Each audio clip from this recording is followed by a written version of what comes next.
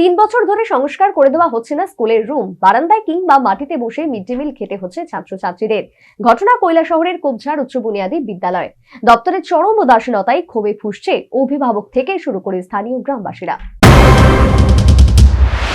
কৈলাসহর মহকুমার লক্ষ্মীপুর গ্রাম পঞ্চায়েত এলাকায় অবস্থিত কোবঝাড় উচ্চ বুনিয়াদী বিদ্যালয়ের মোট ছাত্রছাত্রীর সংখ্যা 113। রয়েছে 8 জন শিক্ষক শিক্ষিকা। স্কুলের একটি রুমের টিনের ছাউনি প্রায় 3 বছর পূর্বে ঝড়ে উড়ে গিয়েছিল। পরবর্তী সময়ে রাতের অন্ধকারে ক্লাসরুমের দরজা জানালা কে বা কারা চুরি করে নিয়ে যায়। প্রায় 3 বছর ধরে ক্লাসরুমটি ব্যবহার করা যাচ্ছে না। রুমটি সংস্কার করার জন্য স্কুলের পক্ষ থেকে কয়েকবার লিখিতভাবে এবং মৌখিকভাবে দপ্তরের আধিকারিকদের জানানো হলেও দপ্তরের পক্ষ থেকে কোনো ধরনের কার্যকরী ভূমিকা নেওয়া হয়নি।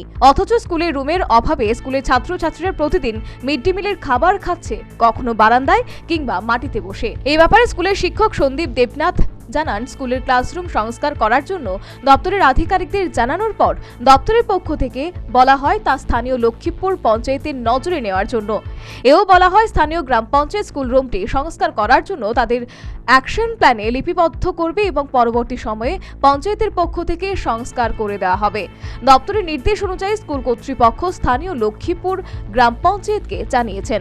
সাম্প্রতিককালে কৈলাসহরের গৌরনগর ব্লকের চেয়ারম্যান এবং ভাইস চেয়ারম্যানের নেতৃত্বে এক প্রতিনিধি দল স্কুলটি পরিদর্শন করেছেন। কোবঝাড় সিনিয়র বেসিক স্কুল, এই স্কুলটাতে আছে মোট 113 জন স্টুডেন্ট, আর শিক্ষক শিক্ষিকা আছেন 8 জন। একটা রুম আমাদের ভগ্ন অবস্থায় বেশ 2-2.5 বছর ধরে আছে। আমরা ঊর্ধ্বতন কর্তৃপক্ষকে অনেকবার জানিয়েছি, ওরা আমাদের উপদেশ দিয়েছে যে আপনারা ওই স্থানীয় গ্রাম পঞ্চায়েতের যে গ্রামসভাতে আপনারা এই বিষয়গুলো উত্থাপন করবেন। আমরাও প্রয়োজন মতো আমরা উত্থাপন করেছিলাম। ওরাও পঞ্চায়েত সমিতি থেকে ওরা এসে আমাদের রুমটা দেখে গিয়েছে, আমাদের আশ্বাস দিয়েছে যে আগামী কিছুদিনের মধ্যে তারা রুমটা সারাইয়ের বন্দোবস্ত করবেন। এই রুমটা যদি সংস্কার হয় তাহলে আমাদের যে বিদ্যালয়ের শিক্ষার্থীরা মিড ডে মিল এই রুমে গিয়ে বসে খেতে পারবে। এখন আমাদের বসে খাওয়ার মতো কোনো রুম নেই। এখন দেখার বিষয় কবে নাগাদ স্কুলের ক্লাসরুম সংস্কার করা হয়, যাতে করে স্কুলের ছাত্রছাত্রীরা প্রতিদিন মিড ডে মিলের খাবার বারান্দায় কিংবা মাটিতে বসে খেতে না হয়।